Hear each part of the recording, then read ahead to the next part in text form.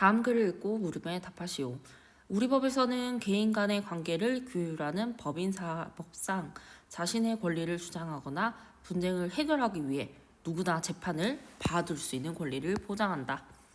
민사소송은 법률 관계를 확정하는 법원의 판결을 구하는 것으로 소송 당사자가 법원에 소장을 제출하는 것으로 시작된다. 민사소송은 형식적 요건을 갖추어 일정한 절차에 따라 진행되며 소송의 과정에서 비용이 발생한다. 이 비용을 소송 비용이라 하는데 과도한 소송 제기 등을 막기 위해 우리 법에서는 소송 비용을 소송의 당사자가 부담하는 재판 유상주의를 택하고 있다.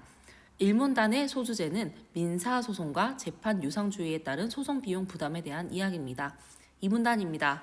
소송을 진행하기 위해 지출한 소송 비용은 크게 재판 비용과 당사자 비용으로 나눌 수 있다. 재판 비용은 당사자가 국고에 납입하는 비용으로 재판 수수료인 인지대와 재판 관련 서류를 전달하는 데 드는 비용이 송달료 등을 말한다. 이때 인지대는 속가에 비례하며 같은 속가이더라도 1심에서보다 2심에서, 2심에서보다 3심에서 더 비싸다.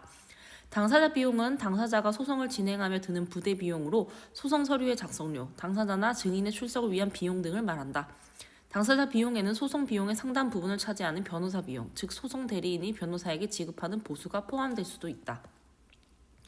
소송 비용은 소송 당사자 양측이 각자 부담할 수도 있고 소송에서 패소한 당사자가 부담할 수도 있는데 각자 부담주의는 변호사 비용을 비롯한 소송 비용을 소송 당사자 양측이 각각 부담하는 것이다.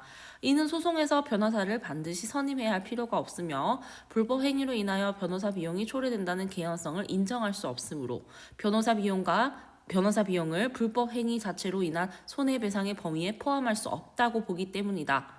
그러나 각자 부담주의는 대부분의 사람들이 변호사를 선임하여 소송에 임한다는 현실을 반영하지 못한다는 비판을 받고 있다. 3문단은 각자 부담주의의 개념과 그 한계에 대한 이야기입니다. 4문단입니다. 우리 법에서는 원칙적으로 패소자가 소송 비용을 부담하도록 하는 패소자 부담주의를 취하고 있으며 법원이 이를 적절하게 정할 수 있다. 소송에서 전부 패소하였다면 패소한 당사자가 소송 비용의 전부를 부담하는 것이 원칙이고 일부 패소하였다면 패소한 비율에 따라 당사자 각각의 소송 비용을 분담하는 것이다. 이는 패소자의 고의나 과실 여부 상관없이 패소자에게 소송이 제기된 상황에 법률상 책임을 부과함이 합당하다는 무과실 책임주의를 따르는 것이 대체로 정의의 관념에 부합한다고 생각하기 때문이다.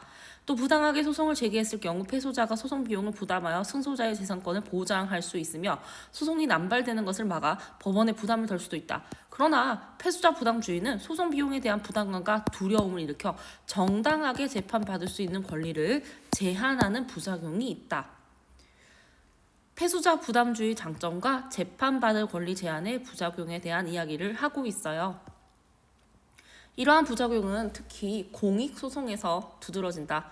공익소송은 불합리한 사회 문제를 개선하여 사회적 약자나 소수자의 권익을 보호하거나 국가 권력으로부터 침해된 국민의 권리를 회복하는 데 도움이 되는 소송을 통칭하는데 그 성격상 불특정 다수를 피해해서 구제하려는 목적을 띠는 경우가 많다. 즉 공익소송을 제기한 당사자가 승소할 경우 그 이익이 사회 전체로 돌아갈 수가 있다.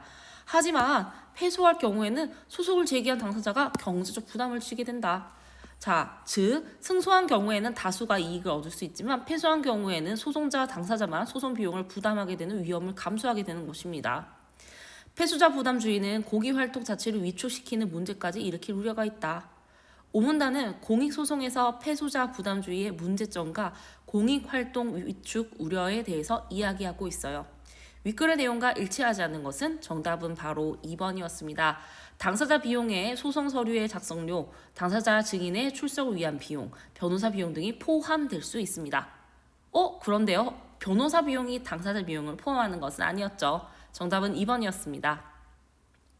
기업과 니은에 대한 설명으로 적절한 것은 패소자 부담주의에 대한 설명은요. 바로 2번이었습니다. 소송 비용을 소송의 승패에 따라 부담하게 되는 것이 패소자 부담주의의 핵심이었습니다. 가의 이유로 가장 적절한 것은 재판 유상주의는 소송의 당사자가 소송 비용을 부담하는 것입니다. 우리 법이 소송의 당사자에게 소송 비용을 부담시키는 이유는 패소자 부담주의에 대한 설명으로 추론할 수가 있겠죠. 소송의 당사자가 비용을 부담한다면 비용에 대한 부담이 있고 그래서 3번 부당하게 소송을 제기해서 소송이 남발되는 것을 막기 위한 것입니다. 윗글을 바탕으로 보기를 이해한 내용으로 적절하지 않은 것은 A는 변호사를 선임하여 지하철 전동차와 승강장 사이에 간격이 넓은 교통약자들의 이용의 위험을 초래하는 등 교통약자들의 이동권을 침해한다고 지적하며 불특정 다수의 피해에서 구제하기 위해 공익소송을 했죠. 교통공사를 상대로 차별구제 청구 소송을 제기하였다.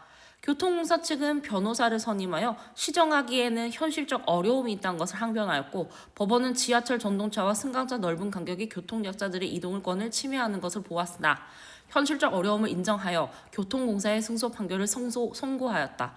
이와 함께 A에게 교통공사 측의 변호사 비용을 포함한 소송 비용 전부를 교통공사 측에 지급하라고 판결하였다. 여기에서 승소자는 교통공사고요. A는 패소자가 되겠습니다. 그런데 우리는 패소자에게 모두 부담하는 원칙을 쓰고 있었죠. 적절하지 않은 것은요. 정답은 바로 1번입니다. 소송이 제기된 상황에 책임을 묻기 위해 무과실 책임주의를 따른 것은 무엇을 위해서 니은을 취하기 위한 것이었으니까 정답은 1번이 되겠습니다. 2번에서 소송 대리인이라고 하는 것은요. 변호사라고 바꾸면 되겠고요. 3번 자체가 공익소송에 대한 설명이었고요. 4번도 맞는 설명이었고요. 5번도 맞는 설명이었습니다. 적절하지 않은 것은요. 정답은 1번입니다. 문맥상 A에서 E와 바꿔쓰기에 가장 적절한 것은 A. 수용할, 어떠한 것을 받아들이다. 분답할, 나누어서 맞다. 방어해, 상대편의 공격을 막다. 우회할, 곧바로 가지 않고 멀리 돌아가다. 야기할, 일이나 사건을 일으키다가 되겠는데요. 가장 적절한 것은 바로 정답은 5번입니다.